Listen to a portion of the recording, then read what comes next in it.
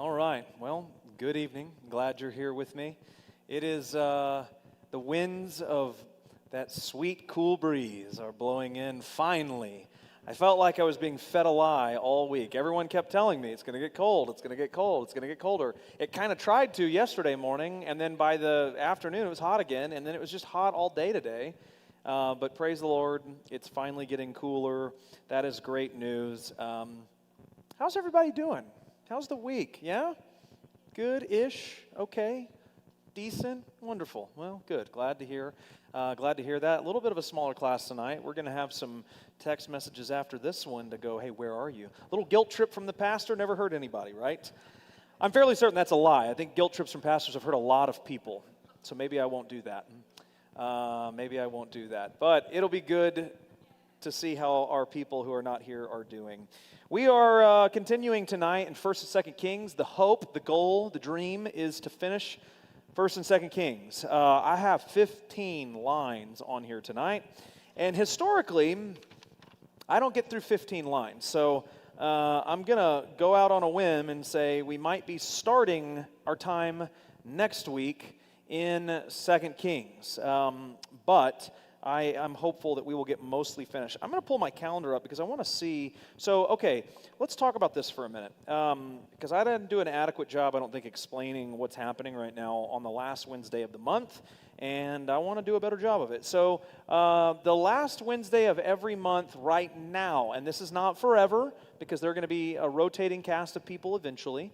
But the last Wednesday of the month for me will be not in here, but in the gymnasium, in what we are now calling our intergenerational service. I want to say a couple things about this. I'm addressing this on City on a Hill. Yeah, got a little bit of, absolutely. It was a lot of fun. Okay, so let me just say, first of all, last time we did this, which was the last Wednesday of last month, it was a brilliant time. I taught on the gospel and how the gospel interacts with, it was actually gospel myths was the topic, and I think it was a hopefully very thought-provoking message for our youth group. I felt like, and some of you who are there can speak to this, but the goal was to make my messages in there primarily oriented towards the youth, but also applicable very much to adults. Agree? Yeah, okay. Overwhelming agree. So that's a good thing. So that's the hope, is that the messages in there will be something that everybody in the room will take away something from. We had a little bit of time up front. If you've ever seen the speed dating where everyone goes around the tables and you have 2 minutes or 5 minutes, whatever, we kind of modeled the idea of a quick time off of that. There wasn't a table, but we did 10-second introductions, and all the people who are not in the youth group that were there lined up, and the youth kind of went down the line, and they had 10 seconds for each person to ask them a question, and I guess vice versa. It looked like there was a lot of questions going back and forth, so that was super fun. The idea of the intergenerational service is really to connect our church with our youth group. There's been a lot of studies over the years. One in particular that I read about, it's been probably 8 years ago now, so I'm sure there's even better scholarship. But essentially the idea is that when youth are connected to a youth group, typically what happens in the church is the youth group ends up in another building or in another big part of the church away from the regular church. They have the youth pastor, sometimes they have worship band, sometimes in mega churches they have a baptistry. It's like a whole church service for the youth. And the idea behind it from an educational perspective, just to be fair, is legit because they're trying to drum in theological concepts at a age-appropriate level. And so that's fine. But the problem is what happened is they conducted this large-scale study of kids and youth groups, primarily in again, mega churches, where they were asked, what church do you attend? And the answers were overwhelmingly the name of the youth group, not the church, right? So City Lights is our youth group, so that would be like asking a youth, hey, where do you go to church? Oh, I go to City Lights. No, you don't. You go to City on a Hill. City Lights is the name of the youth group at City on a Hill. Now, that seems like very nitpicky, but here's the problem is that if you connect with your youth group in that manner, then what happens when you graduate high school? You've effectively graduated church, and now you have nowhere to go. and you're expected to come over now to this other building and hear this other guy talk that doesn't do nearly the fun things that your youth guy did. To be fair, I mean, my humor is unsuppressible, but I'm not doing, dodgeball in here yet. Who knows? We'll see. But the point is that, yeah, a lot of youth end up getting completely disconnected from the churches that they were actually never connected to begin with.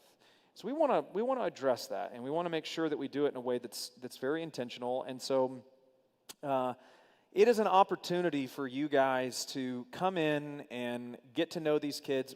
My favorite moment of the night, just like from a memory, like a visual memory perspective, was 80-year-old Dean Spurlock playing volleyball with all the kids. It was incredible. It was so much fun. I want to address one other part of this too. This is what I addressed on Good Morning City on a Hill. You may have known, and it may have been confusing, that we were calling this previously the engine service, intergenerational, with the play on an engine, right? Like there's an engine. You can see in the background the little logo. Is it showing right now? It's not showing right now. It can be though, maybe. It has like gears and stuff in it. It looks like an engine, right? And it's like that's the thing that drives faith. It was just kind of a creative thing, right? Well, so we rolled it out. We announced it for a couple weeks, and then it was brought to our attention that engine is also a derogatory term towards Native Americans. And it was definitely noticed by a few people. It completely skipped us.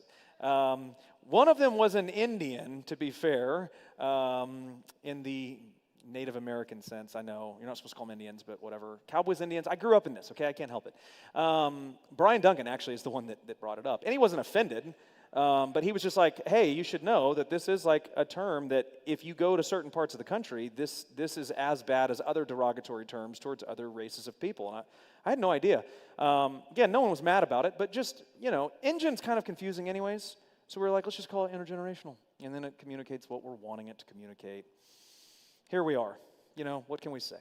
We learn as we go. So all that to say, hope you will come. That's not next Wednesday. It's the week after that, the 27th. I'm going to be talking about the most appropriate thing you can talk about that night, as it is on October 27th, closest Wednesday towards Halloween. What better topic than hell? So that's what we're talking about, the doctrine of hell. I know we're pumped about it. Don't expect to go away feeling uplifted. It's a message about hell. There'll be some redemptive qualities, though, for sure. I hope that I will see you there. For tonight, we have 1st and 2nd Kings. I do also want to say I have this nifty little ball here, which is a microphone. Look at that. I totally missed, but you can pick it up. That's what it is. I can roll it. I can throw it. And it will be hopefully effective on the camera when you have a question. So I'm going to roll it because just the last thing I need is to hit you in the face and have this whole awkward moment on. Anyway, so we'll be rolling it for sure. Open your Bibles, 1 Kings chapter 12. Now, to kind of bridge the gap a little bit to where we were, it was like the longest, most boring intro ever, sorry. There's just a lot of things I had to talk about. 1 Kings chapter 12 picks up where 1 Kings 11 leaves off, which was the split of the northern and southern kingdoms. The northern kingdom of Israel, the southern kingdom of Judah. If you remember, we talked about Solomon last time. We talked about the wisdom of Solomon and how at the end of the day, knowing and discerning the difference between right and wrong does not necessarily mean you will choose right over wrong. Solomon is the wisest man in the world, and yet he makes all kinds of horrifically bad decisions that fly in the face of the qualifications for a king of Israel, as outlined in Deuteronomy 17. I think we look at that tonight. And so as a result of his sin, by the end of his life, remember we said that he begins his life as king of Israel. He ends his life looking more like Pharaoh than his father David. And that is highlighted and actually really foreshadowed at the beginning of his story with the marriage to Pharaoh's daughter and then the idolatry and the multiple wives, and there's all kinds of other things that go on there. And by all counts, he looks more Egyptian than he does Israelite. And that creates some problems. Ultimately, God says, that's it. It's over. I'm cutting you guys out. He divides the kingdoms into two, and you end up with one tribe, the tribe of Judah, as the southern kingdom, with the capital of Judah being, you remember? Jerusalem, correct, Jerusalem. You have the northern kingdom of Israel, which is comprised of 10 tribes, which the capital of that is, anyone remember?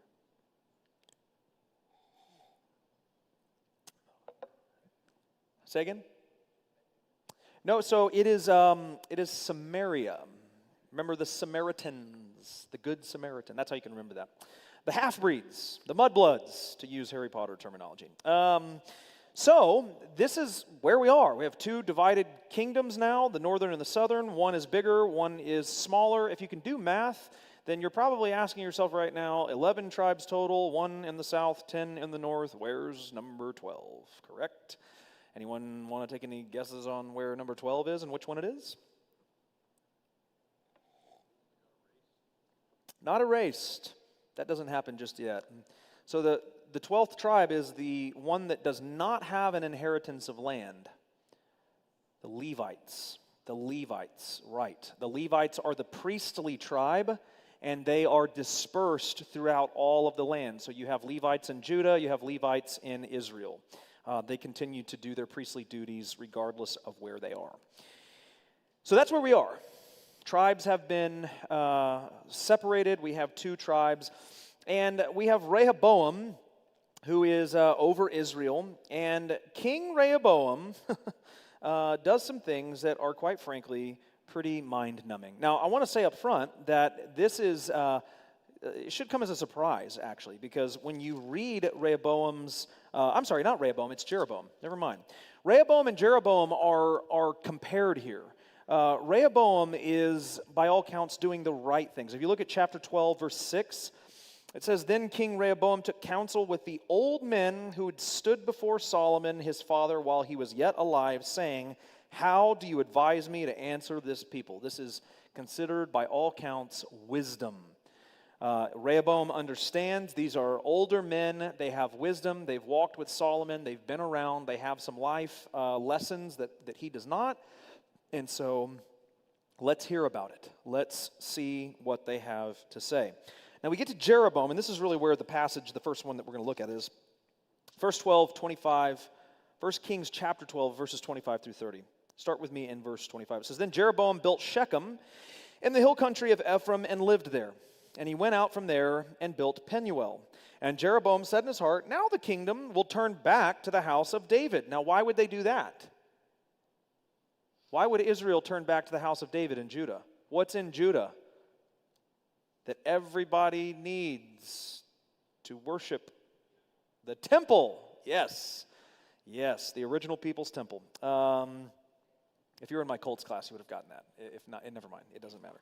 That was a cult. David. Anyways, they need a temple, and so Jeroboam starts to figure out. Look, if we don't have a temple, people are going to start going to the southern kingdom. Their economy is going to begin booming. Things are going to be well, and we are going to be destitute. We got to fix this. Verse 27, "If this people go up to offer sacrifices in the temple of the Lord at Jerusalem, then the heart of this people will turn again to their Lord, to Rehoboam, king of Judah, and they will kill me and return to Rehoboam, king of Judah." So, what does the king do? He solves the problem. "So the king took counsel and made 2 calves of gold. And he said to the people, 'You have gone up to Jerusalem long enough. Behold your gods, O Israel, and brought you up out of the land of Israel or Egypt.' And he sent one in Bethel, and he put the other in Dan." Those are areas, Bethel and Dan. "Then this thing became," "Then this thing became a sin, for the people went as far as Dan to be before one. He also made temples on high places and appointed priests from among all the people who are not of the Levites." So he's made priests that are not Levites. He's made temples that are not in Jerusalem. And what has he stylized them after? A gigantic golden calf. Does that ring any bells to you? Do we remember the golden calf? We talked about it in Exodus, which would have been now 6 months ago, it feels like. Probably seriously though, close to 12 weeks ago. It's a lot of time.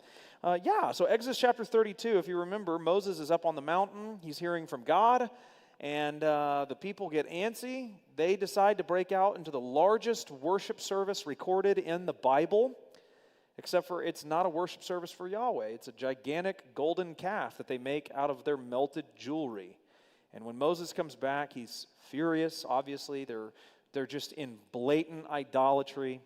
It's a horrible, horrible moment in the Israelite history.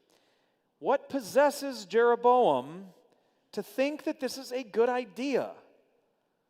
I mean, this is shocking. But so this brings up a point, and there's going to be a little bit of a theme of this tonight, because there's going to be another passage we look at here in a little while, hopefully, that that kind of does something similar, but yet different. But it kind of strikes at the same chord, which is, it is not uncommon, I don't think, for people to do idolatrous things with the intent of trying to honor God.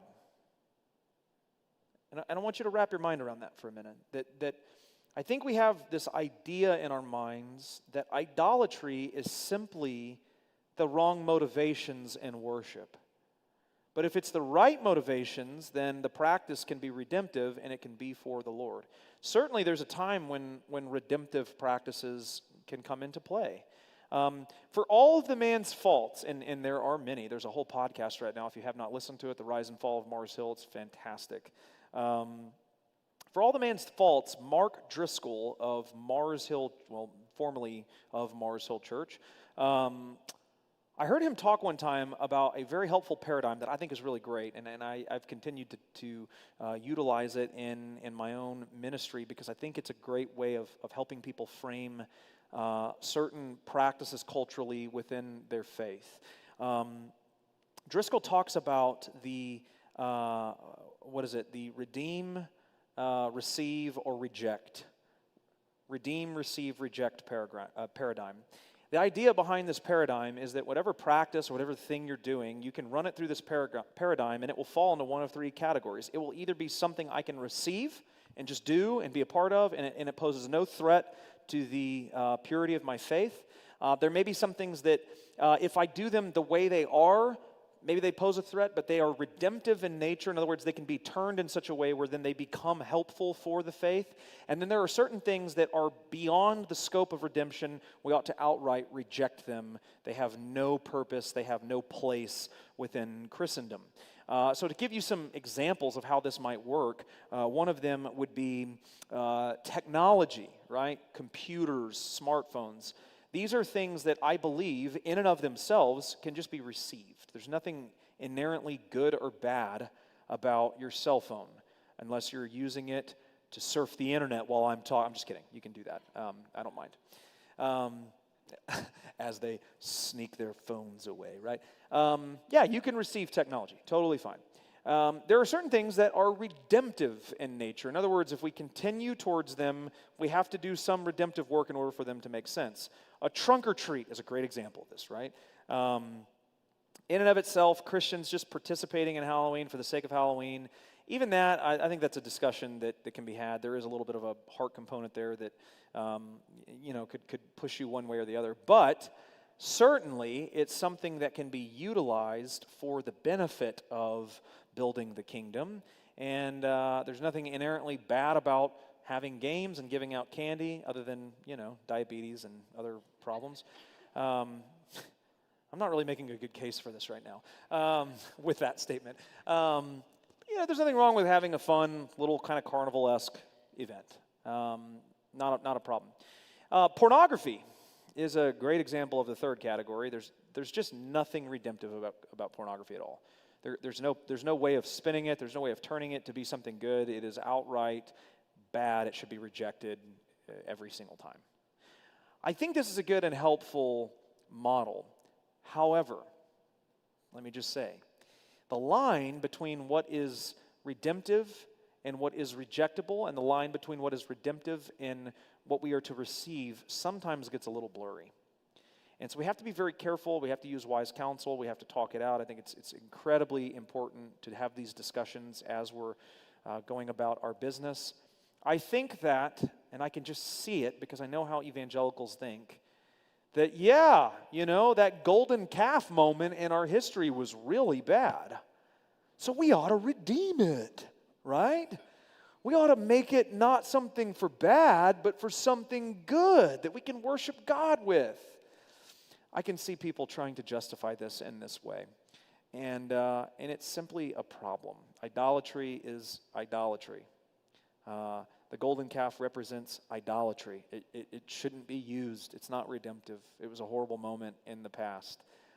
It would be like trying to redeem the swastika or something. No one thinks that's a good idea, right?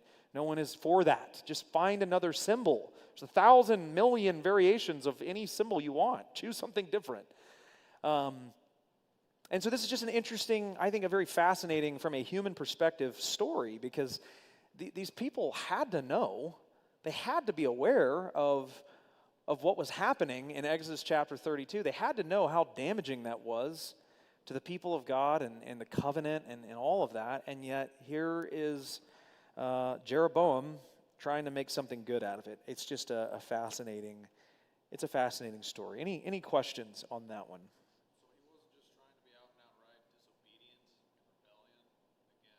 Hold on, wait. I'm going to have to get in the habit of this. He's on the front row, I'll toss it. You have to hold it still and then talk. And then talk. Okay, there you go. So if I get this correct, or if I remember correctly, Rehoboam isn't in control of the actual temple. Or is it Jeroboam that's in control? Yeah, so Rehoboam is the king of Judah. Jeroboam is the king of so Israel. So he's got the actual temple. Yes. Could it not be that Jeroboam is trying to be outright rebellious? Sorry, it's finicky. We're working on it. Keep talking. Okay. Trying to lead the people of Israel away from Rehoboam as a sort of extreme pendulum, The other side. Yeah, I think it's possible. You can toss it back up here. It's good. I think it's possible that he is being just outright rebellious. I mean, the text tells us pretty clearly what is driving him. He is worried that people are going to go to the kingdom. And if they continue to love Rehoboam, then they may want to kill Jeroboam, which is, just an interesting way of thinking, isn't it?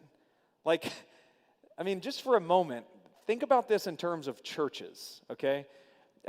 Think about it in terms of you have two pastors, and one pastor is in this historic building, and there's another small church that opens up down the road, and they're like, if we don't do something here, people are going to want to go back to the big church. And if they go back to the big church, they might want to come back here and murder me. That's such a weird way of thinking. Why is he worried about people killing him, right? I think it's a king thing, yeah. There's a little bit of a feud going on here. But the fact remains, it's a weird way to draw people in by crafting the most idolatrous image in your people's history. It's just it's a weird move. It's a super weird move. But it's a good question. Any other questions? Questions become this whole fun event now. All right, let's keep moving. 1 Kings chapter 12. Let's see here. We did not talk about the kingdom split, did we? I just skipped right over that. I thought because it was in chapter 11, but I have it here in chapter 12. That's wrong. It should be chapter 11, verses 31 through 36. That is my bad. Well, let's talk about that for a minute. So I already kind of gave you the overview of it, but yeah, so Solomon's sin ends up creating this very weird split between the kingdoms. I'll read you the passage just so you trust me that I'm not making this stuff up, right? Chapter 11, verse 31. It says, "And he said to Jeroboam, take for yourself 10 pieces, for thus says the Lord, the God of Israel, behold, I'm about to tear the kingdom from the hand of Solomon, and will give you 10 tribes. But he shall have one tribe for the sake of my servant David, and for the sake of Jerusalem, the city that I have chosen out of all the tribes of Israel. Because they have forsaken me and worship Asherah, the goddess of the Sidonians, Chemosh, the god of Moab, and Milcom, the god of the Ammonites. And they have not walked in my ways, doing what is right in my sight, and keeping my statutes and my rules, as David his father did. Nevertheless, I will not take the whole kingdom out of his hand, But I will make him ruler all the days of his life for the sake of David my servant, whom I chose, who kept my commandments and my statutes. But I will take the kingdom out of his son's hand, and I will give to you 10 tribes, and yet to his son I will give 1 tribe, that David my servant always may have a lamp before me. This is God's word to his people regarding Solomon's sin. Now notice who is being emphasized more than anyone in this passage. David. David is the central focus. He is the central point on this whole entire exchange. It's not for Solomon. It's not for the people. It's not for Judah. It's not for Jerusalem. It's for David. Because God had a unique relationship, a covenant with David, unlike any other king. And he promised that there would always be a Davidic king on the throne. And so, as angry as he is, of course, Solomon has violated, and I have this written down. We can go back and look at it for a moment. Deuteronomy chapter 17. This tells you, again, we covered this many weeks ago, but this tells you the qualifications for a king of Israel, the things that are expected of them, and how Solomon destroys virtually all of it. This is 17, starting in verse 14. It says, when you come to the land that Yahweh your God is giving you, and you possess it and dwell in it, and then say, I will set a king over me like all the nations that are around me, you may indeed set a king over you, whom the Lord your God will choose. One from among your brothers you shall set as king over you. You may not put a foreigner over you who is not your brother. Only he must not acquire many horses for himself, or cause the people to return to where? Egypt. In order to acquire many horses, since the Lord has said to you, you shall never return again that way. And what else shall he not do? And he shall not acquire many wives for himself, lest his heart turn away, nor shall he acquire for himself excessive silver and gold. It's almost like Solomon was reading the list and be like, all right, what's next? Many wives? Let the wedding ceremonies begin, right? What's next? Silver and gold? Let's start the commerce up. I want to be the richest king in the world. It's like he is nailing every single one of these. The only thing that he doesn't violate on here is that he himself is not a foreigner. But, like I said, by the end of his reign, he looks more like a foreigner than he does an Israelite, which is a problem. It's a massive problem. And when he sits on the throne, this is verse 18, of his kingdom, he shall write for himself in a book a copy of this law approved by the Levitical priests, and it shall be with him, and he shall read it in all the days of his life, that he may learn to fear the Lord his God by keeping all the words of this law and these statutes and doing them, that his heart may not be lifted up above his brothers, that he may not turn aside from the commandment either to the right nor the left, so that he may continue long in his kingdom, he and his children in Israel. I mean, why would God tell him, hey, have the priest write this down in a book and keep it by you and read it every day? Yeah.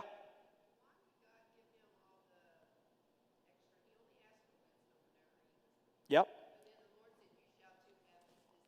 Yeah. I'm going to skip over the ball tonight because the cutting in and out is just too, yeah, okay. We're going to get a better one. Just wait. It's all about innovation around here. No, it's not. It's all about Jesus. We don't care about the ball. So the question is very good, and to repeat it online, why does God give Solomon all the extra things? He asks for wisdom, and yet God says, I'm going to give you wisdom, but I'm also going to give you all these other things, riches, and so on and so forth. So understand that having riches in and of themselves are not a bad thing. This is talking about excessive riches, like riches that go beyond any kind of helpful. Like Solomon had so much riches he couldn't use it all, right?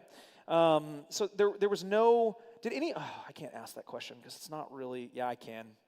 What am I? Who am I kidding? Y'all are my Wednesday night class. It's fine. Did any of you watch the show Narcos? Yeah, you sinners. It was a fantastic show. It was about what is his name? Pablo Escobar. Yeah, Escobar. And there's a scene that I'm always reminded of when I think about guys like Solomon, where he is literally burying cash in like the middle of nowhere because they have nowhere else to put it. They've laundered it into this taxi business, and they've used it in every possible way, and they have so much money. They're like, we don't have anything else to do with it. Like, we have to just bury it in the ground because there's, yeah, exactly. And there's just nothing else to do with it. that's the kind of thing that is in mind here. When you're having to bury your money because there's literally nothing else for you to do with it, like, it's time to be charitable. Give some of it away. You've beaten capitalism. You win. Like, give some of it away at this point, right? So this is the problem. Not that Solomon's rich, because God blesses him, right? It's that he makes all these deals with all these foreign powers, namely Egypt, so that he can have better military success and acquire even more riches than what he has. So that's a very good question, because that is a good observation that it seems almost contradictory. The problem is not the riches. Every king of Israel would have riches as a means of success. I mean, that is, it's neither here nor there. It's just the way the world works. You can't be a king of a kingdom that's bankrupt. So unless you're America, and then you owe like $3 trillion. But what do I know? Any other questions? All right. Well, so that's the split. Deuteronomy 17, that's the thing that Solomon does that causes all this to go down. And so to come back then to Jeroboam and Rehoboam, that is kind of the context of where we've been. So I thought we did that last week, and that is my bad. I apologize. That's the context. That's what's going on. Solomon has died at this point, and Rehoboam has taken over, and Jeroboam has taken over, and there's a little bit of a feud because, of course, these two kingdoms now are sort of going, which one's better? The northern kingdom's certainly bigger. There's certainly a lot more land, but Judah has Jerusalem and the temple and the throne of David. And as long as the temple and the throne of David are in Jerusalem, it will always be the more appealing place because it's where God has covenanted with himself. Good. Okay, let's keep moving. Resurrection. 1 Kings 17. 1 Kings 17. I bring this up because I think when we talk about resurrection, it is a distinctly New Testament concept, and yet it's really not. It's really not. We see it at least here, and we see a big resurrection of like the dead, like everyone that's dead in Daniel, at the very end of Daniel. But here is a very specific example. 1 Kings 17, verses 17 through 24. After this, the son of the woman, the mistress of the house, became ill. So a little bit of context here. We have Elijah, the prophet, comes on the scene, kind of a rugged dude, a little fiery, gets in people's faces, as a lot of the Old Testament prophets do. He comes and meets a couple of people, man and woman. Woman has not been able to have children. He blesses her, prays for her. She conceives and has a child. The story here takes place after that child has been born, okay? After this, the son of the woman, the mistress of the house, became ill, and his illness was so severe that there was no breath left in him. And she said to Elijah, "What have you against me, O man of God? You have come to bring me my sin to remembrance and to cause the death of my son." And he said to her, "Give me your son." And he took him from her arms and carried him up into the upper chamber where he lodged and laid him on his own bed. And he cried to the Lord, "O Lord my God, have you brought calamity even upon the widow with whom I sojourn by killing her son?" And then he stretched himself upon the child 3 times and cried to the Lord, "O Lord my God, let this child's life come into him again." And the Lord listened to the voice of Elijah, and the life of the child came into him again, and he revived. And Elijah took the child and brought him down from the upper chamber into the house and delivered him to his mother. And Elijah said, "See, your son lives." And the woman said to Elijah, "Now I know that you are a man of God, that the word of the Lord in your mouth is truth." Yeah. So there are resurrecting stories in the Old Testament. This does happen. Now, here's where the point of contention comes. And we talked about this in my New Testament class. I think this is a fascinating point. In the Gospels, you have 3 major groups of people that are antagonistic. Well, probably more than that, but 3 major ones in the more academic world, if you will, that are hostile towards Jesus. You have the Pharisees, the Sadducees, and the scribes. The scribes, the Pharisees, and the Sadducees. There's an interaction that takes place at one point between Jesus and the Sadducees. And it may actually be the Pharisees. I don't remember all the details now. Again, it was from my New Testament class. But they question him regarding this notion of resurrection. The Sadducees do. I think he's having a discussion with the Pharisees, and the Sadducees come in, and they're questioning this idea of resurrection. And this is just to give you a little bit of insight into why that is happening. Because the chief difference between the Pharisees and the Sadducees is that the Sadducees only believe that the Torah, the first 5 books of the Bible, are the inspired word of God. The Pharisees adopt the Tanakh, which is the Torah, the writings, and the prophets, the whole Old Testament. So the Pharisaical tradition is one that's very interesting. And it's one that I wish there was a good book that was written more for laity, that wasn't just like overly academic, because they're very boring and very large and expensive. But it would be really nice to see a book written on the Pharisee tradition. Because the Pharisees get a very bad rap in churches, and we use the term, don't be a Pharisee. You know, we're talking about legalism and all that, and it's warranted from a New Testament perspective. But from a historical perspective, it's really quite unfair. The Pharisees did a lot of good for the people of God in their inception. Their goal, through a sort of Jewish Reformation, if you will, was to uphold the Bible, the Old Testament, because the New Testament hadn't come into play yet, as a means by which they live. Everything is done according to the Word. And so it was a means by which they would purify the people of God so as to walk in obedience. And they were very skilled, they were very learned individuals, they knew the Bible very, very well, which is why when they are referred to in the New Testament Gospels, typically they are referred to as teachers of the law, right?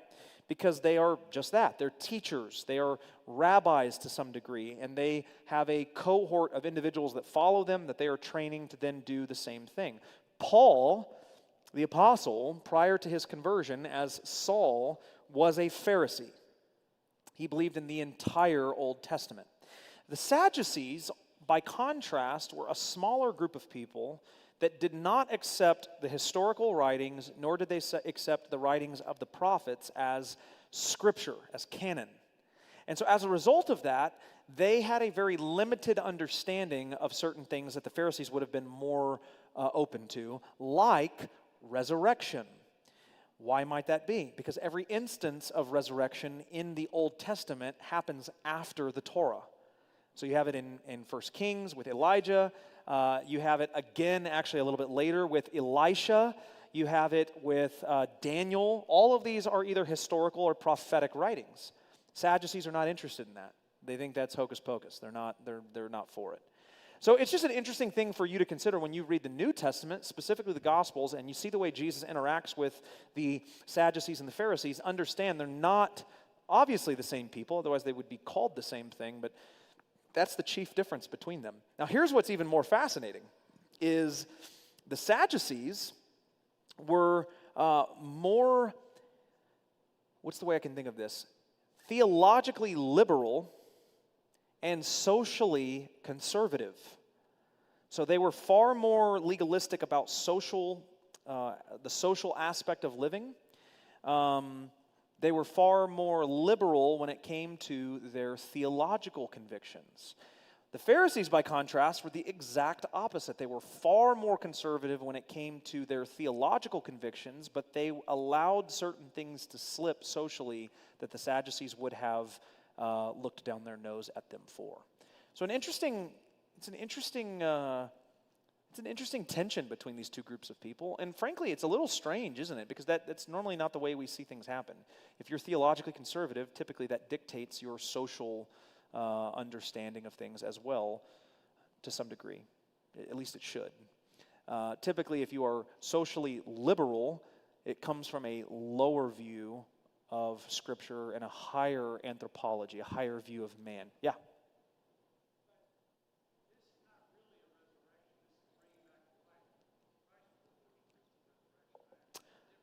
So when it says that Christ is the first fruits of resurrection, what that is talking about is the resurrection in the end. Okay? It is bringing back to life is resurrection. Yes, that is correct. So in that sense, yes, we got to qualify what we mean. Resurrection, all I simply mean, yeah, and Lazarus is another great example of that in the New Testament. They were brought back to life. He eventually died again, yeah. Anyways, that's a whole nother discussion in and of itself. What a weird situation, right? Like, oh, I'm so glad wait, I'm back to life? You mean I have to do that all over again? It just feels very, I guess it comes with the territory. But yes, when it says Christ is the first fruits of resurrection, that is talking about the final resurrection that actually Daniel predicts in the last portions of his prophetic writings as well. We'll get to that in the year 2025 when we finally get to Daniel. Good question. Very good question. Any others? All right. Let's keep moving. Oh, man, this is a good one. 1 Kings 18, verses 20 through 40. This is just a hilarious story. I don't care who you are. It's just really funny. So this is involving, of course, the prophet Elijah. And there is this whole sort of duel that takes place in this story between Elijah, who's a prophet of God, and a bunch of prophets of Baal. Baal is a Canaanite deity, and certainly the sort of chief antagonistic god of the people of Israel in the Old Testament. And so there's this little showdown, and it's pretty funny. Verse 20. So Ahab sent to all the people of Israel and gathered the prophets together at Mount Carmel. And Elijah came near to all the people and said, "How long will you go limping between two different opinions? If the Lord is God, follow him. But if Baal, then follow him." And the people did not answer him a word. And then Elijah said to the people, even I only, am left a prophet of Yahweh, but Baal's prophets are 450 men. The odds do not line up for Elijah, right? I don't care who you are, unless you're Samson. And then you can take him on. Let 2 bulls be given to us, and let them choose 1 bull for themselves, and cut it in pieces, and lay it on the wood, but put no fire to it. And I will prepare the other bull and lay it on the wood, and I will put no fire to it.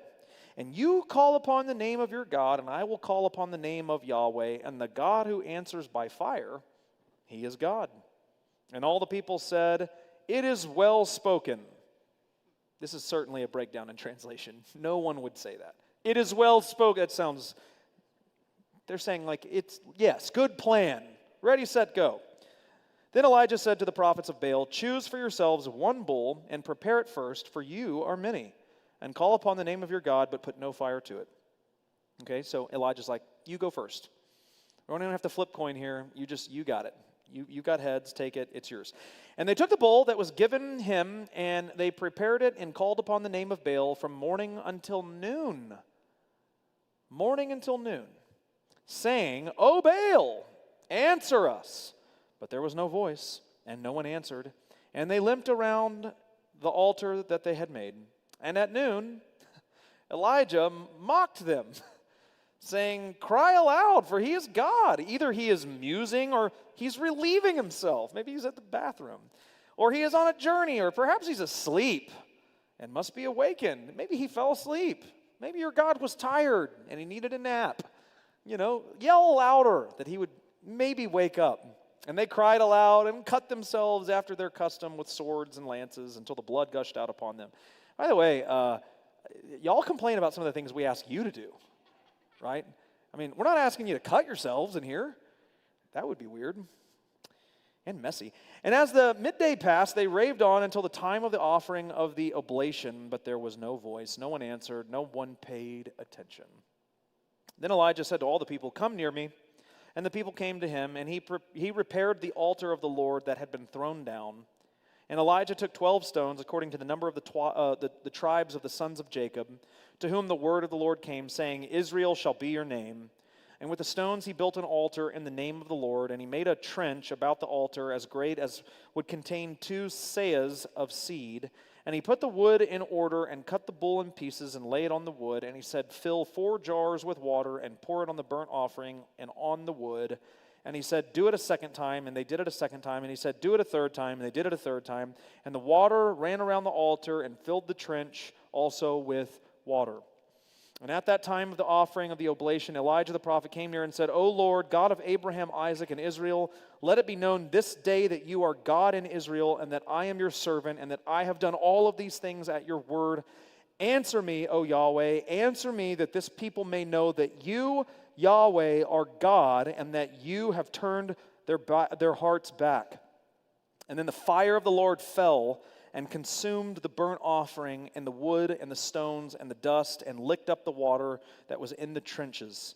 And when all the people saw it, they fell on their faces and said, Yahweh, He is God. Yahweh, He is God. And Elijah said to them, seize the prophets of Baal, let none of them escape. And they seized them. And Elijah brought them down to the brook of Kishon and slaughtered them there. 450 false prophets killed. I love the story because it points out the aggressive nature that God has towards idolatry. Sometimes, I think, because we live in a covenant of grace, we lose sight of just how amazing grace is. Grace is amazing because what is owed to us when we commit idolatry is death. And when we don't die, that's grace. That's grace. I've said it often, and I will continue to say it because I think it bears repeating, that the extreme nature that God acts in the Old Testament seems shocking to us because we lose sight of how shocking sin really is. We lose sight of how shocking idolatry really is. It's very shocking, it's very bad, it's very evil, and it is deserving of death. And it happens a lot in the Old Testament. And when it happens, I think it is shocking to us and uncomfortable to us because we realize I relate more to the prophets of Baal than I do to Elijah on most days. And I deserve that kind of fate as well. And that I don't receive that kind of fate is a kind of amazing grace that cannot be overstated. Super important for us to catch that. Elijah is not nice to them. I mean, clearly kills them. But even before that, he's not nice to them. He doesn't come to them, with this sort of, hey, maybe we could try an experiment. I mean, he is mocking them. He's taunting them. Maybe your God's on the toilet. I mean, it's hostile because idolatry is hostile. He is treating it with what it deserves. Now, I'm not saying that you as a Christian should treat every person who is acting idolatrously like Elijah. That's not what I'm saying. I'm saying you need to keep in perspective that it's warranted. And so we never want to lose sight of the depth of what sin and idolatry really mean to the heart of God, because when we lose sight of that, we lose sight of the greatness of grace as well. Yeah. Did you have a question? Yeah. Yeah. Yeah. Holds them in derision. Absolutely. Yeah. Psalms. God is, He doesn't play around with this. This is not a good thing. Amazing grace, how sweet the sound. It depends on how bitter the taste of sin is, right? It's all perspective. It's all perspective. Let's keep moving, unless you have any questions. Okay. Second resurrection. Look at that. Second coming back to life. I'll use that terminology. Now, I want to make a quick point. While we're flipping here, 2 Kings chapter 4. This is Elisha, not Elijah. There is this point in Elisha's story where he prays for God to give him essentially double the power of Elijah, which I think is kind of a crazy prayer. I mean, I'm for it. God is limitless, but I mean, Elijah does a lot of really wild things, and Elisha's like, I want that times 2. And what's interesting is the Old Testament goes through the pains of describing 7 miracles that Elijah is not responsible, but used by God for, and 14 miracles that Elisha is used by God in. So it seems like Elisha's prayer is answered. 14-7. If you can do the math, that's double. 2 Kings chapter 4, verse 18. And when the child had grown up, he went out one day to his father among the reapers. And he said to his father, "Oh, my head, my head." The father said to his servant, "Carry him to his mother." And when he had lifted him, he brought him to his mother, and the child sat on her lap until noon, and then he died. And she went up and laid him on the bed of the man of God and shut the door behind him and went out. And then she called to her husband and said, "Send me one of the servants and one of the donkeys that I may quickly go to the man of God and come back again." And he said, "Why will you go to him today? It is neither noon nor Sabbath." And she said, "All is well." And then she saddled the donkey, and she said to her servant, "Urge the animal on, do not slacken the pace for me unless I tell you." So she set out and came to the man of God at Mount Carmel. And when the man of God saw her coming, he said to Gehazi, his servant, "Look, there is the Shunammite. Run at once to meet her and say to her, 'All is well with you? All is well with your husband? All is well with the child?' And she answered, 'All is well.' And when she came to the mountain to the man of God, she caught hold of his feet, and Gehazi came to push her away. But the man of God said, 'Leave her alone, for she is in bitter distress, and the Lord has hidden it from me and has not told me.'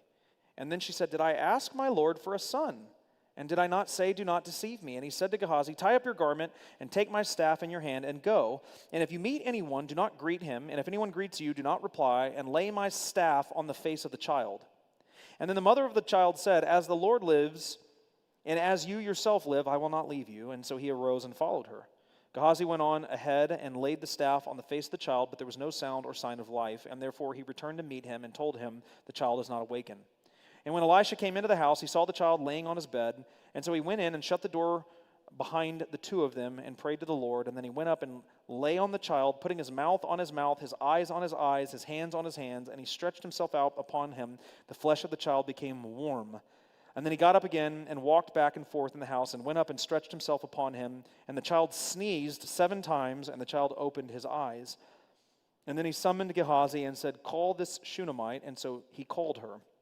And when she came in, he said, 'Pick up your son.' And she came and fell at his feet, bowing to the ground. She picked up her son and went out." Another strange sort of actions here, right? Put the staff on his face and then lay on him and eye to eye and hand to hand, and he sneezes 7 times. I mean, there's just very weird stuff going on. And this brings up a point that I want to be very clear about, because I think it just, again, it's an interesting detail or series of details that we're not really given much explanation for, which is this: that when we see prophets performing miracles, doing things like this, where are they getting the direction from?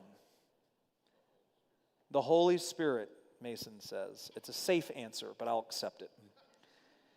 Yeah, well, and I think it's obviously the right answer. There's no like written manual for this. They're not going to some book of the Bible and like, okay, when a child dies, I got to bring me my staff, right? And that's not what's happening. It seems very, very weird. And so we're not actually told it's the Holy Spirit, to be clear. The Holy Spirit doesn't make his debut, technically, to be made known to us until the New Testament. But the Spirit of God is moving in the Old Testament, and it's the same thing. Same person, to be clear. But I think that, I don't know. It's probably as simple as that, but it's just very weird that we're never given any clear direction over where they're getting their direction from. It's not like God is telling him to do these things, you know. God doesn't tell Elijah to go and like lay on the child. How did he get that idea? Like, how did he know that? It had to have been just a movement of the Spirit in his life to make him do that. Either that, or, and I'm not even sure that the prophets were aware of that. Like, I don't know that they would have said, like, well, I felt this movement in my spirit to go and put my staff on the child's face. Like, I don't know that was happening. I think the Spirit carried them along in such a very powerful way that, like, if you were to ask them, where did you get that idea? They would have been like, I don't know. I just did it. Yeah. I just did it. I just did it, and it worked. God worked through it. Yeah. So maybe that wouldn't have even been a question that would have been asked, because they were much more in tune with, or maybe in tune is not the right, but they were much more comfortable with spiritual activity. Yes.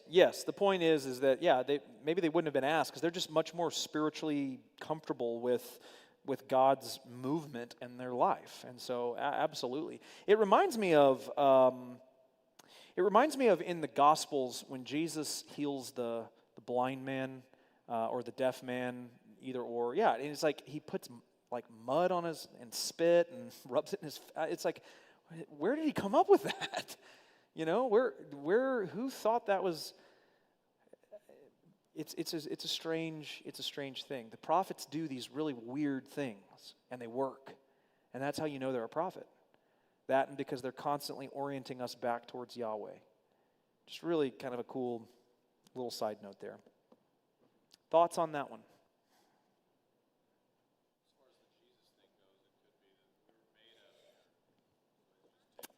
Well, and I think there's something definitely, there's a lot of commentary on that. Mason's making the point that perhaps it's because we're made from the ground. You have a play on words actually in even Adam's name. Adamah in Hebrew is just the word for ground. So Adam is named from the source that he is made from, which is the dirt. It's a fascinating way of describing man. Let's look at 2 Kings 16. Man, we're doing good on time, y'all. We'll see. Some of these are pretty quick. As soon as I say that, it will be the longest thing we talk about. That's how it always works. Now, I bring this up because we're not going to read the whole chapter. I bring this up because of Ahaz. Ahaz the king, reigning in Judah. Anyone familiar with Ahaz the king? Heard that name recently before? Any ideas where? He's featured in another book of the Old Testament pretty prominently. And I preached on it about 6 weeks ago. See how many of you paid attention.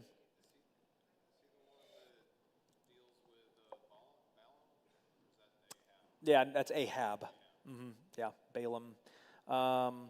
So this is in Isaiah, the book of Isaiah.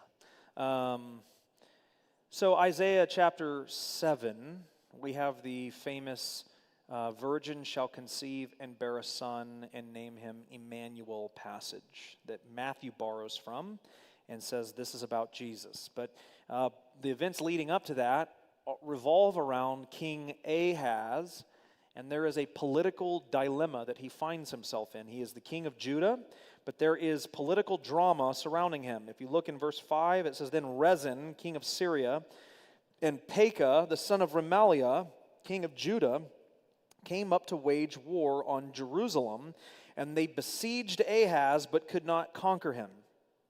At the time, Rezin the king of Syria recovered Elath for Syria and drove the men of Judah from Elath, and the Edomites came to Elath, where they dwell to this day. And so, what is Ahaz's bright idea? He sends messengers to Tiglath-Pileser, king of Assyria, saying, I'm your servant and your son. Come up and rescue me from the land of the king of Syria and from the hand of the king of Israel who are attacking me.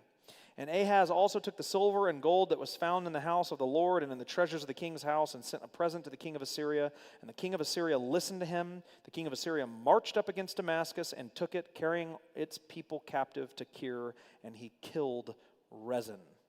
So understand, the king of Israel and the king of Syria, Rezin and Pekah, form a political alliance where they are trying to build up enough force to attack Tiglath-Pileser, the king of Assyria.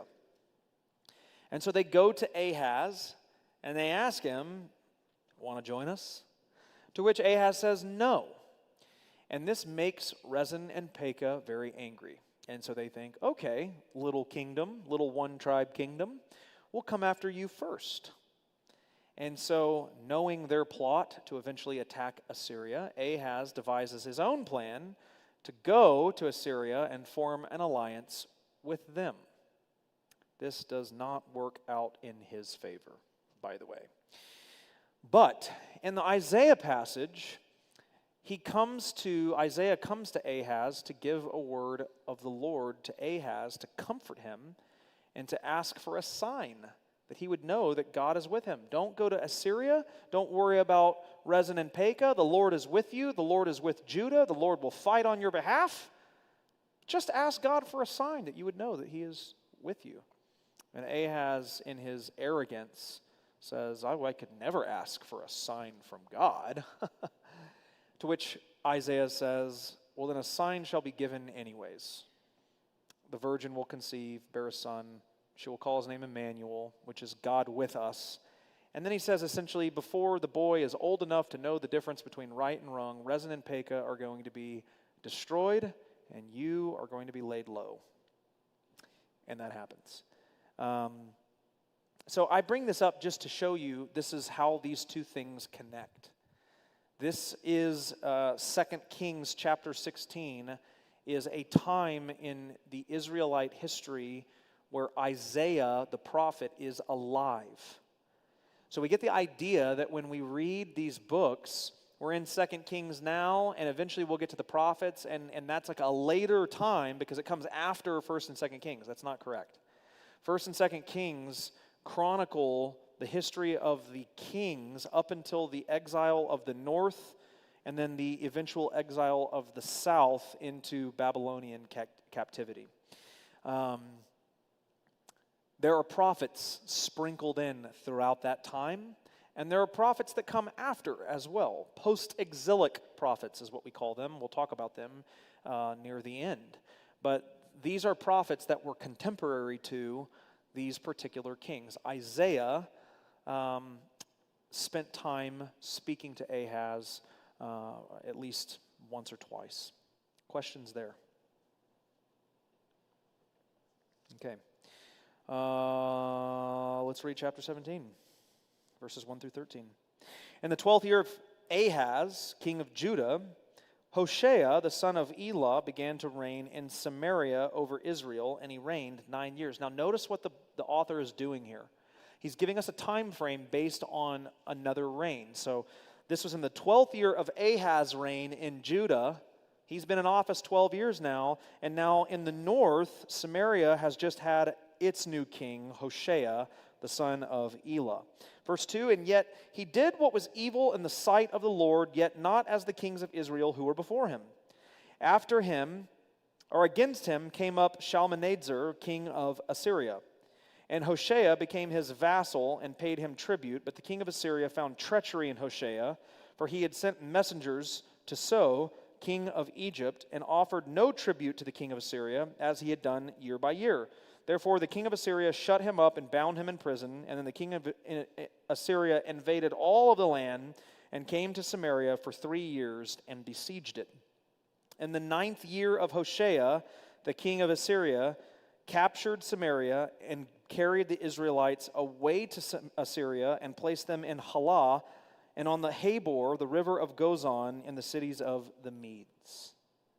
I know that's just a lot of Eas. Very confusing. This is the exile.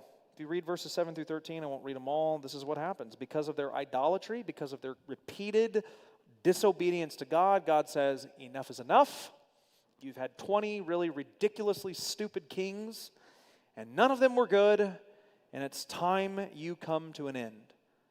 And so Assyria destroys them. Now, remember Ahaz made an alliance with Assyria and became a vassal. Remember the suzerain vassal treaty we talked about all those weeks ago in Deuteronomy?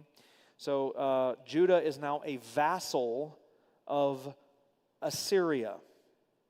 They are paying tribute to the king in exchange for some advantages, namely the destruction of Israel and Syria. And then we meet the wonderful Hezekiah. This is in 2 Kings chapter 18. Hezekiah comes in, and again, I'll read it, first 12 verses. In the 3rd year of Hoshea, the king of Israel, Hezekiah the son of Ahaz, so this is Ahaz's son, began to reign in Judah. He was 25 years old when he began to reign, and he reigned 29 years in Jerusalem. His mother's name was Abi, the daughter of Zechariah. We know that name. And he did what was right in the eyes of the Lord, according to all that David, his father, had done. He removed the high places and broke the pillars and cut down the Asherah. And let's stop there for a minute, actually, because I want to just pause here. Up to this point, let me just point out, this is 3 years, that's what this says, 3rd year of Hoshea's reign.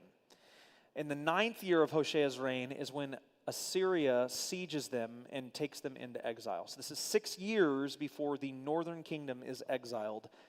Hezekiah begins his reign in the southern kingdom.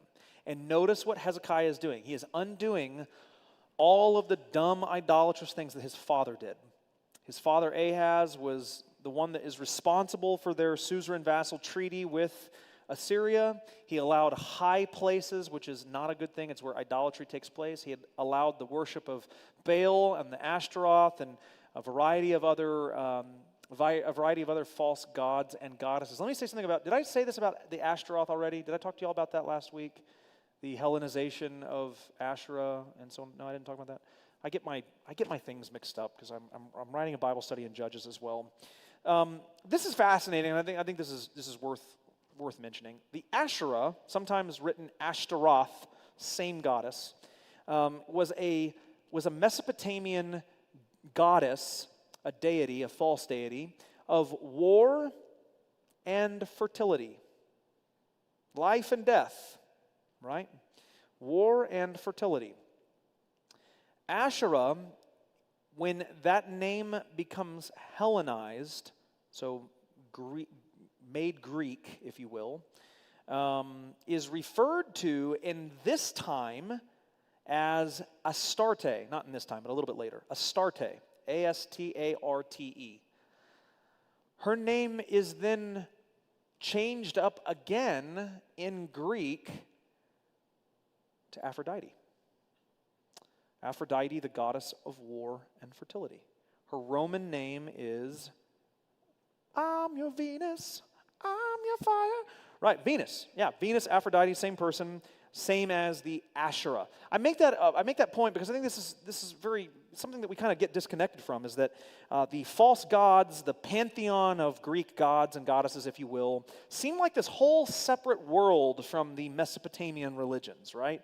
When we think about the Old Testament and Israel and Baal and all those things, it doesn't even seem like it's in the same world as Zeus and Aphrodite and all of the different gods and goddesses in this pantheon. And they're not different. They're the same thing. They're the same thing. Baal and his relationship to the Greek pantheon is there's a connection there. There's all of these connections that take place. So we talk a lot about how Rome ripped off the Greek gods and goddesses, and they blatantly ripped them off, just renamed them basically. But they all were ripping off Mesopotamia. This whole ancient Near Eastern area of this pantheon of false gods originates way before Greece and Rome rise to power. They're just taking on what has historically already been there for millennia. So I bring that up because I think it's fascinating. Asherah, Aphrodite.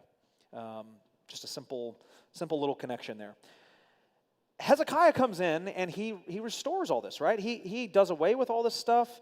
It says in verse 5, he trusted in the Lord, the God of Israel, so that there was none like him among all the kings of Judah after him, nor among those who were before him. So he was a very, very committed king to God.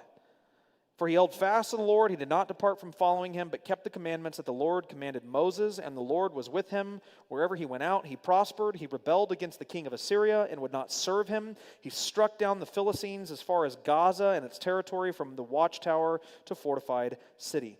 In the 4th year of King Hezekiah, which was the 7th year of Hoshea, son of Elah, so 2 years now prior to the exile in the north,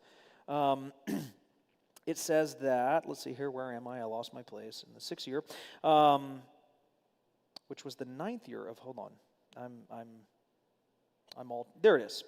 In the 4th year of King Hezekiah, which was the 7th year of Hoshea, son of Elah, king of Israel, Shalmaneser, king of Assyria, came up against Samaria and besieged it. So this is retelling us now what we learned in chapter 17 at the beginning. They're bouncing back and forth between the northern and southern perspectives here, okay? So they're setting us up again for what is taking place in the north from the context of the south now. This is now during the reign of Hezekiah. Hezekiah is a fascinating character. He's a fascinating king. He does a lot of things incredibly well. He is a very committed believer. He reforms many of the practices of Judah, and he reigns for a pretty good amount of time, 29 years. It's a good reign, and things go well as he is in power. After Shalmaneser is gone, another king of Assyria, Sennacherib, rises to power. Who are naming these people, by the way, right? Sennacherib comes in, and there's a war that breaks out, and essentially what takes place is there are losses on both sides, but Hezekiah is protected by God during this Assyrian siege, and no longer is required to pay tribute to Assyria. So Hezekiah is responsible for a major shift in the, again, religious and economic practices of Judah. They're no longer tied to, financially, the Assyrians. Now, we think that they probably were still serving as a vassal, that there was still some commitments that they had on other levels, but from a religious perspective and a tributary perspective, they were no longer committed to Sennacherib. Any questions? Probably not. This is all very informational. Now, let me get to the end of this part here because I wanted to talk about this.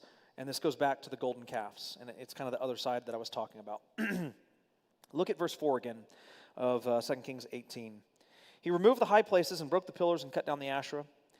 And he broke in pieces the bronze serpent that Moses had made. For until those days, the people of Israel had made offerings to it. It was called Nehushtan. Now, remember that story in Numbers when Moses, remember when the people of God had been murmuring and complaining, and God was like, okay, fine, you want to murmur? Fiery serpents to bite you and kill you all.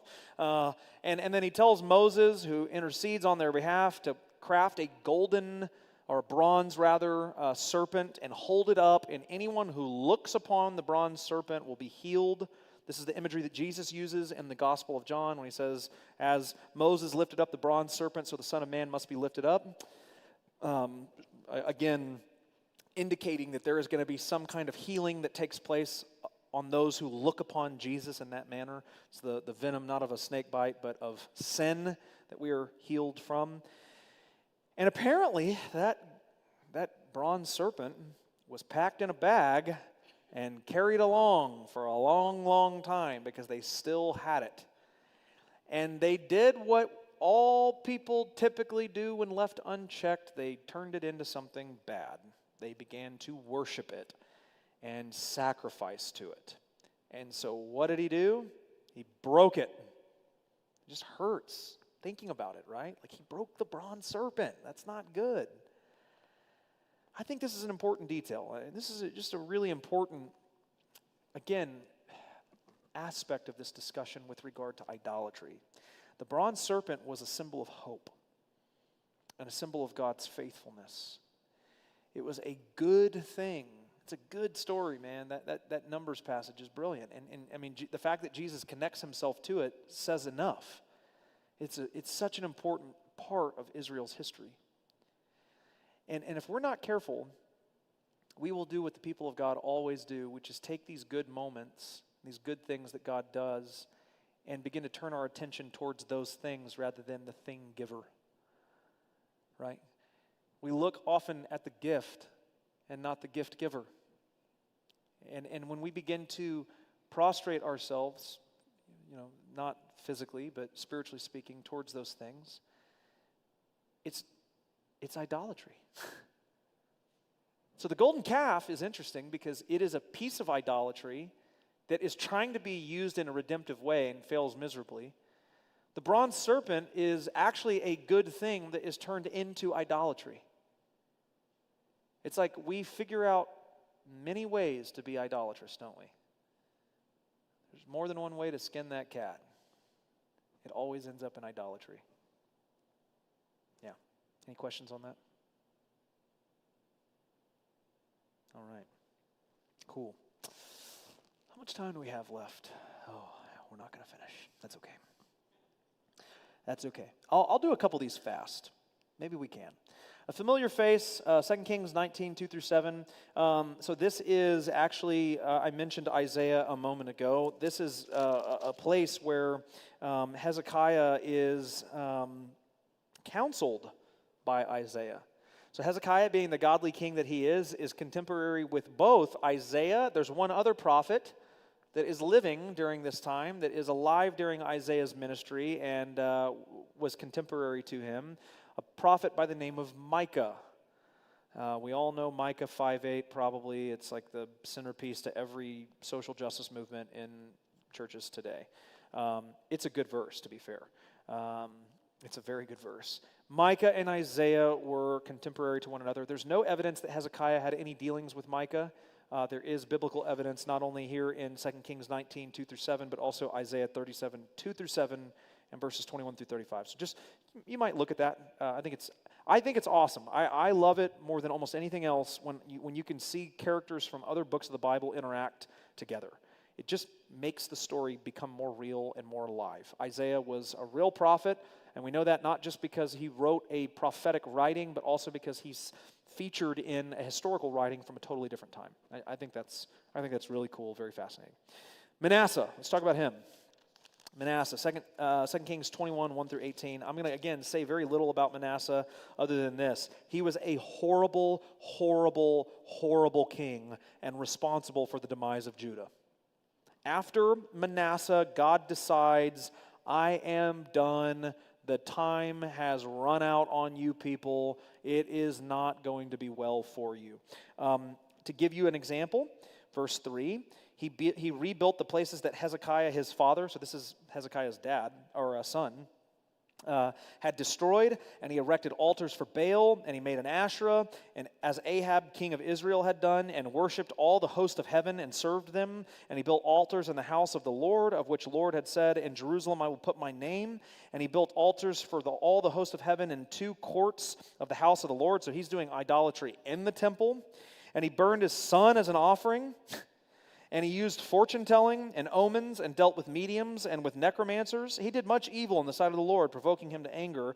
And the carved image of the Asherah that he had made set in the house of the Lord said to David and his son Solomon, in this house and in Jerusalem, which I have chosen out of all the tribes of Israel, I will put my name forever, and I will not cause the feet of Israel to wander anymore out of the land that I gave to their fathers, if only they will be careful to do according to all that I have done. Verse 9, but they did not listen, and Manasseh led them astray to do more evil than the nations had done, whom the Lord destroyed before the people of Israel.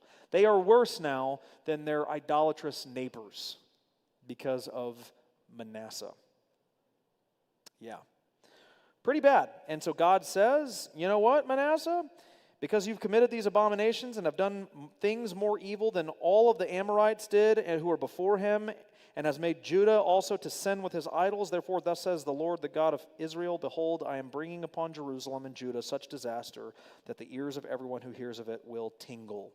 And I will stretch over Jerusalem the measuring line of Samaria and the plumb line of the house of Ahab, and I will wipe Jerusalem as one wipes a dish, wiping it and turning it upside down.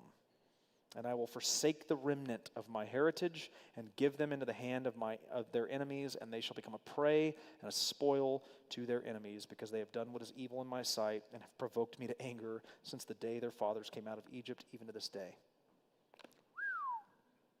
Bad news bears. Now, let me say that this is one of the cool things about 1 Kings, 2 Kings, 1 Chronicles, 2 Chronicles, is like we're going to learn next week, Chronicles is written almost certainly at a much later time than Kings is written, and it is written for a slightly different purpose.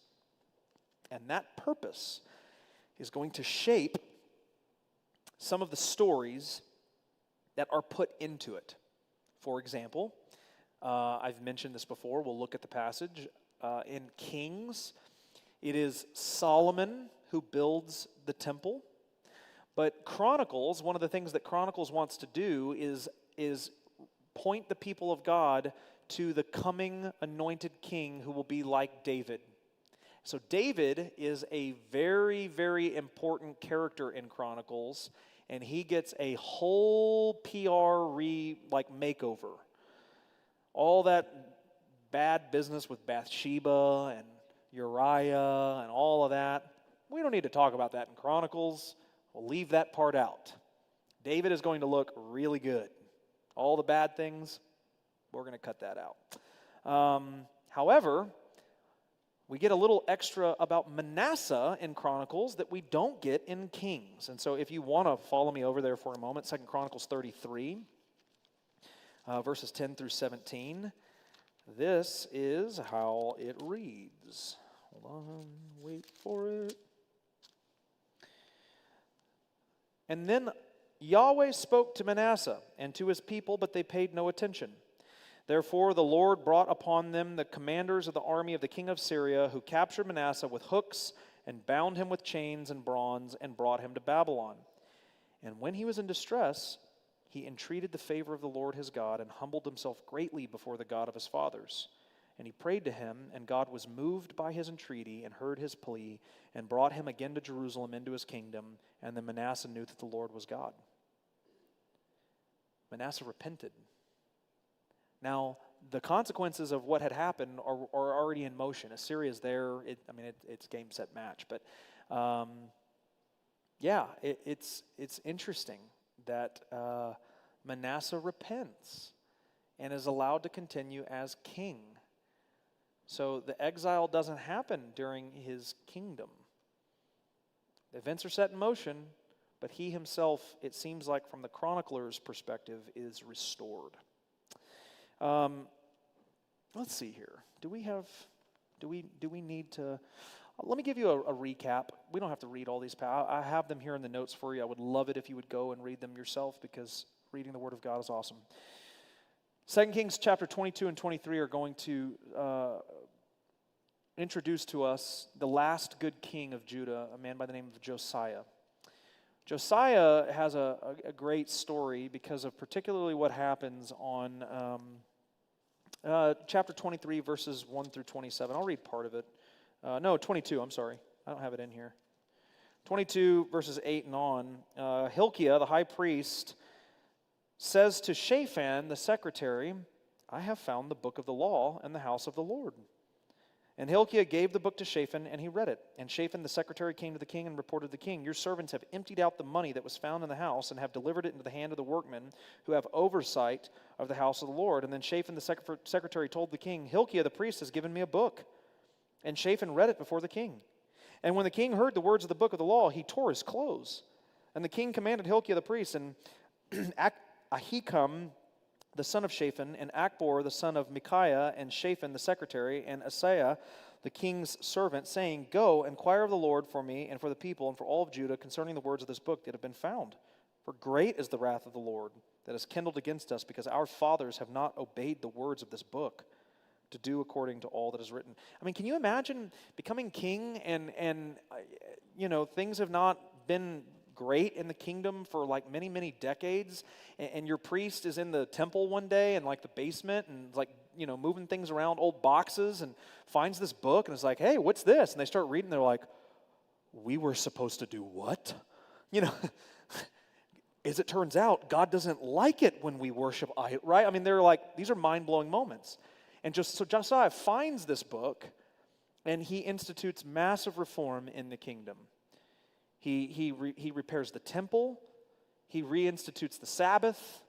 The people are again centered around the Word of God. Now, I made this point when we were in the Torah, and I want to come back to it now, if you remember it, so that I can kind of tie it together, that the book of the law that Hilkiah finds that Josiah uses to institute reforms is not any other book than Deuteronomy. So Leviticus, Numbers, Exodus, the books that have very specific laws in them, we believe that it was actually Deuteronomy that he found. And the reason for that is because, remember I said that the Deuteronomy is sort of like the second giving of the law, sort of a second iteration of it. And there are some slight differences. There are some changes, some updates, if you will. When Josiah institutes, for example, the Sabbath, he institutes it in the family, not in the family, in in the gathering, in the temple. So in Exodus, the Sabbath is given and the Passover is given to the family to practice, where the father is the one leading the family in that. In Deuteronomy, the Passover is instituted as a corporate practice. Josiah institutes Passover as a corporate practice. So we know he was reading Deuteronomy, not Exodus. Just an interesting little, again, kind of connection to the Torah there. He finds the lost book of the law, Deuteronomy, and that's what serves to bring about this sort of reformation that takes place. Chapter 25 is the exile in Jerusalem. Babylon comes in, Nebuchadnezzar comes in and wipes them out. I want to turn your attention, and we will end here, to verses 27 through 30, because this is how the book ends. This is really interesting. So everyone is, Jehoiachin is king. They're all exiled into Babylonian captivity. And then we get to verse 27. And in the 37th year of the exile, not the reign, the exile of Jehoiachin, king of Judah, in the 12th month and the 27th day of the month, evil Merodach, king of Babylon, in the year that he began to reign, graciously freed Jehoiachin, king of Judah, from prison. And he spoke kindly to him and gave him a seat above the kings who were with him in Babylon. And so Jehoiachin put off his prison garments, and every day of his life he dined regularly at the king's table, and for his allowance, a regular allowance was given by the king according to his daily needs as long as he lived. So it's not much, right? It's not much, but it's a glimmer of hope. Judah has been brought terribly into exile. They are in captivity. The land has been taken from them. The temple is gone. Their entire identity has been stripped from them. And it would seem like, man, it is over for us. And so when the reader reads verses 27 through 30 and sees, well, wait a minute, I mean, it's not much, but that Jehoiachin was freed and he's treated like a king and he's given an allowance and he's being treated at the table, maybe something is happening. Maybe. We don't know. We do know because we've read the rest of the book. But yeah, this is a good thing. So that is how 2 Kings ends. Now what we're going to do is we're going to come back next week. I'm going to do my best, and I'm not going to give you any guarantees, but I'm going to do my best to finish 1 and 2 Chronicles in 1 week. The reason for that is I think that there are a few passages that I'd like to point out that are different. One of them I already did with regard to Manasseh. There are a few kind of structural issues that I'll talk to you about. The way 2 Chronicles ends is very weird. We'll talk about that as well. It's a critical issue in Old Testament scholarship. And so we should be able to finish it in 1 week. And then what we do is we come to Ezra, and we find a post-exilic Israel going back to the temple to repair the temple and begin again anew. So spoiler alert, it does get better for them. They do eventually get back, even though it's never really the same. Any questions before we wrap this up? So 1 and 2 Chronicles next week. The week after that, Hell in the youth group. And then, we'll see you after that the following week to start Ezra. God bless you all. See you next time.